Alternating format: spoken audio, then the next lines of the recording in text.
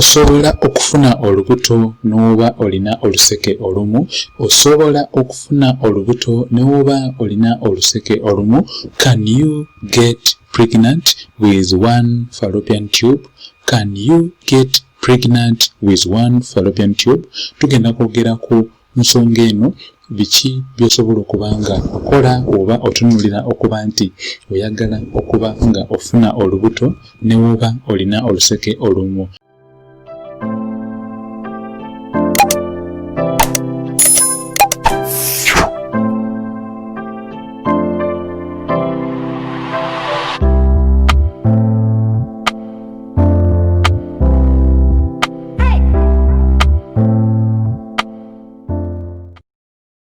Obuuza omusawo Gerard Massa yekyano gyoliko era nkwaniriza nnyo mukwano gwange okubanga ogenda kufuna guno omusomo. Can you get pregnant with one fallopian tube? Osobola okufuna olubuto ne woba olina oluseke olumu. Ekibuuzo kiri nti osobola okufuna olubuto ne woba olina oluseke olumu?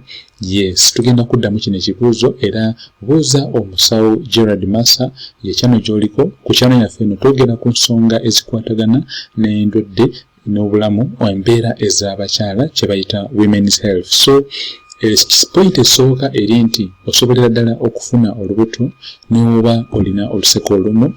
Point esookebwako eri nti olina okubanga at least ovulating bulungi, oba olina okubanga ennaku zo oba cycle yo ogitegeera obulungi n'omanya nti obanga obadde omala ebbanga erya weeks, maybe omala ebbanga ery'ennaku 21 oba ennaku 25 oba ennaku 3 okubanga olaba periods zo ate kye bayita menstrual cycle length, olina okubanga omanya bulungi ebbanga ly'omala ng'ogenze mu periods zo ate ebbanga ki ly'osobola okubanga ofuniramu olubuto.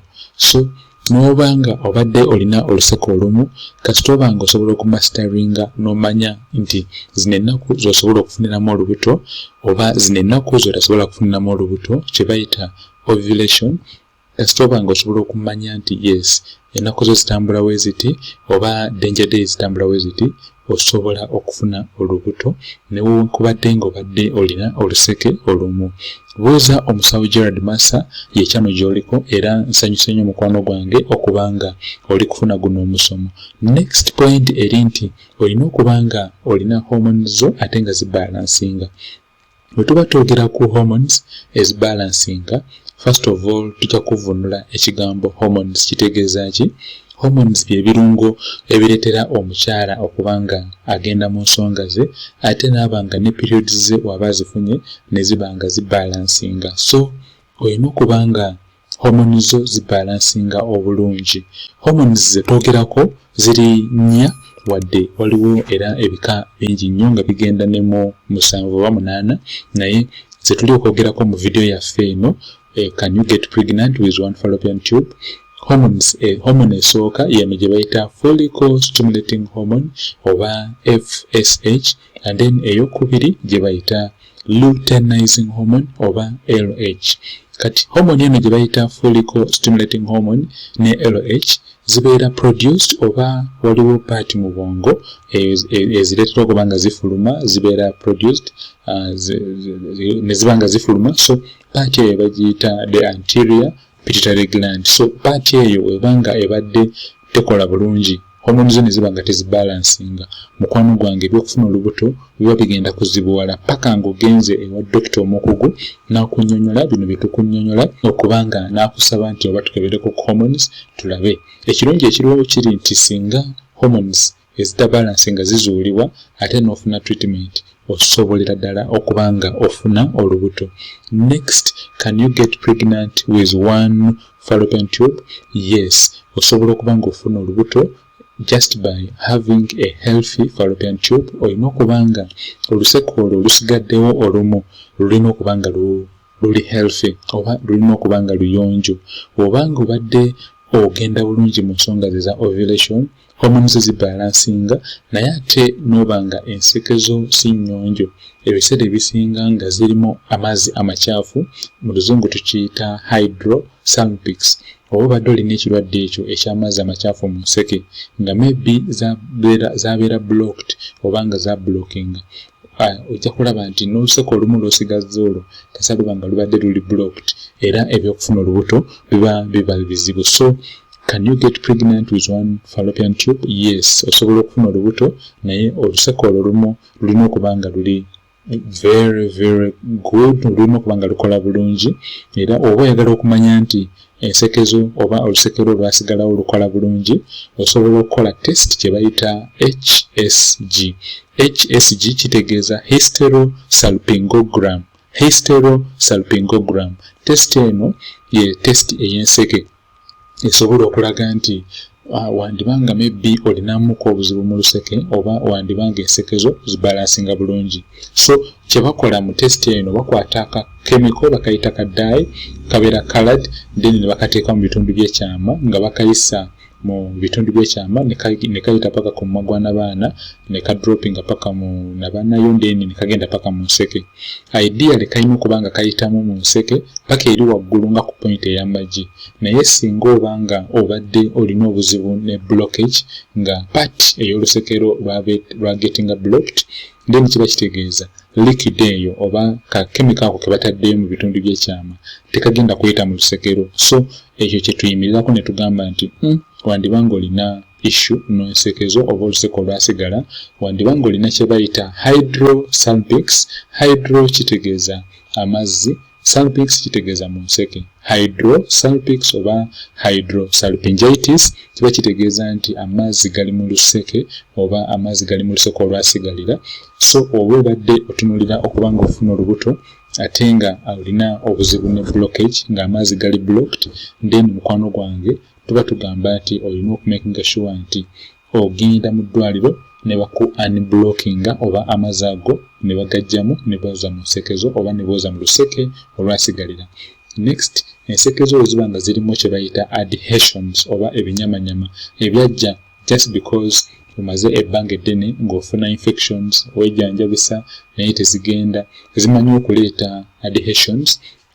Adhesions kitegeeza ebinyamanyama ne biba nga bijjula mu lusekero, ogenda okulaba nti buli lubuto lw'ofuna luba lufuuka ectopic oba lusigala mu luseke just because tolulina mu nseke temuli buviiri buno bwe bayita busilia obulinga obuviiri obutambuza ejje eryo, just because oluseke lubeeramu obuzibu obwo obw'okuba nti mulimu ebinyamanyama oba mulimu amazzi amacaafu, era olaba nti n'ebyokufuna olubuto biba bizibu. So obanga obadde olina oluseke olumu naye ng'otunulira okuba nga ofuna olubuto amangu, olina okumakinga sure nti oluseke olwo luli healthy nga teruli blocked.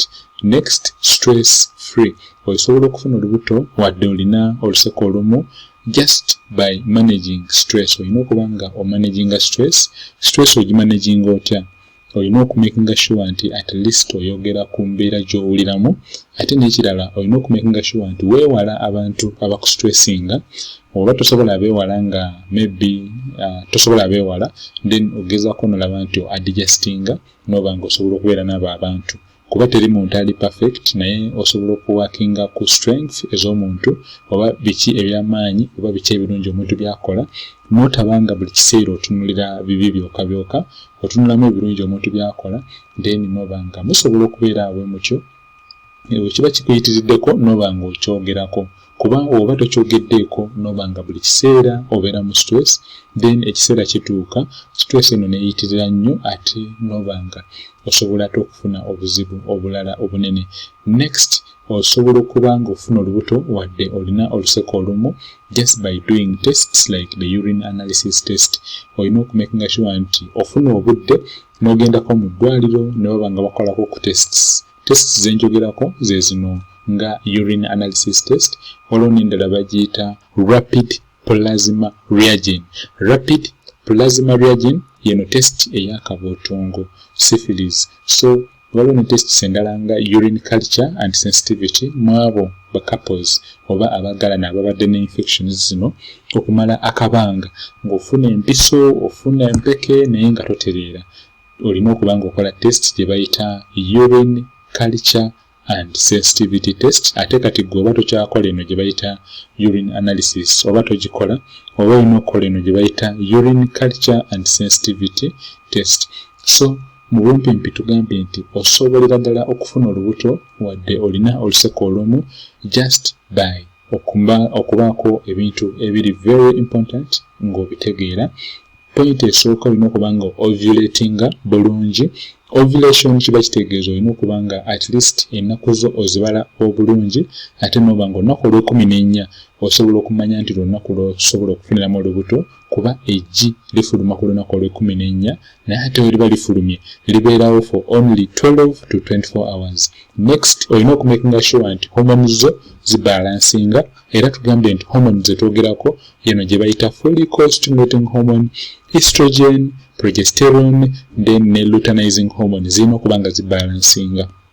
Oba otambudde mu malwaliro mangi onywedde habo biganye nga olubuto luganye okulabika wandiba nga olina obuzibu ne hormones. Olina okuba nga oyogera n'omukugu wo, osobola okwogera nange, osobola okwogera ne dokita yena akuli okumpi oba gynecologist, dokita yena akola ku by'abakyala n'aba nga kunnyonnyola ku nsonga zino zetwogeddeko. Channel yaffe eno buuza omusawo Gerard Massa twogera ku zino ensonga era singa oba nga oyagadde okugenda mu maaso connecting nange ku WhatsApp yange kwendi mbeerako ndina ba clients bangi mu nsi yonna ba contactinga because videos zino ziyambye abakyala bangi ku YouTube n'abamu betukolako.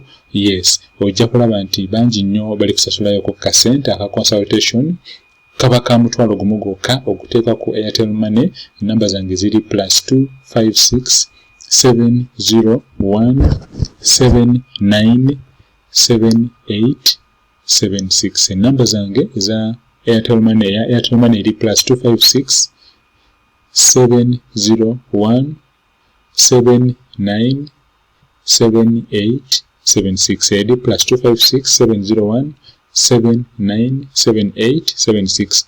Ya MTN eri +256 787 668 962. Ya MTN eri +256 787 668 962. So osobola okuba nga okateekako n'ontegezaako message nti oweereza consultation yo nemba nga nkuwa obudde obungi oba obudde obumala okubuuza buli kibuuzo kyonna kuba aba clients abali okusasula be bangi. So ekirala kitwogeddeko kiri nti can you get pregnant with one fallopian tube? Tugambye nti yes, kisobokera ddala. Olina okuba nga ovulatinga bulungi, hormones zo zirina okuba nga zibalansinga, ate olina okubeera n'oluseke oluli healthy, ate n'ekirala olina okuba nga oli stress free, ate ne tests eziri very important nga urine analysis test oba rapid plasma reagent test oba tests endala zonna nga urine culture and sensitivity zisobola okubeera nga zisabibwa by your doctor kasitoba nga bamaze okwasesinga obulungi. Webale nnyo mukwano gwange okubeera nange mu lesson yaffe eno mu musomo gwaffe guno gwa leero ogwetwogeddeko ogukwatagana n'okuba nti woba olina oluseke olumu kituufu ddala osobola okufuna olubuto. Can you get pregnant with one fallopian tube? So komawo enkya ku ssaawa 11 zennyini ojja kuba ofuna video empya endala gye tuteekayo videos buli lunaku ku ssaawa 11 buli lunaku video empya ebegendayo. Ate n'ekirala n'oba olina ekibuuzo kyonna nga maybe tosobodde kubanga maybe ontuukirira ku WhatsApp osobola okugenda mu comments wano n'oteekayo ekibuuzo kyo mba ngenda kiddamu ssaawa zonna wenkirabira. Nze buuza omusawo Gerard Massa oba nze Gerard Massa, channel yaffe bagiyita buuza omusawo Gerard Massa. Sanyuse nnyo okubanga obadde nange mu musomo gwange guno, musomo gwaffe guno, era enkya nja kuba nkulinze mu video eddako. Omukama akuume ffenna, Mukama atukuume ffenna.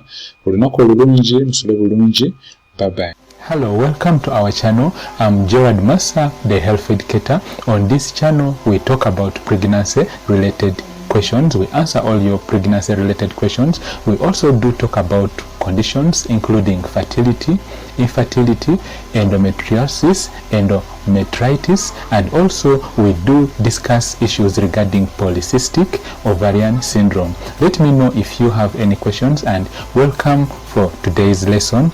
You are most welcome, and stay with me today as we talk about today's topic. Welcome.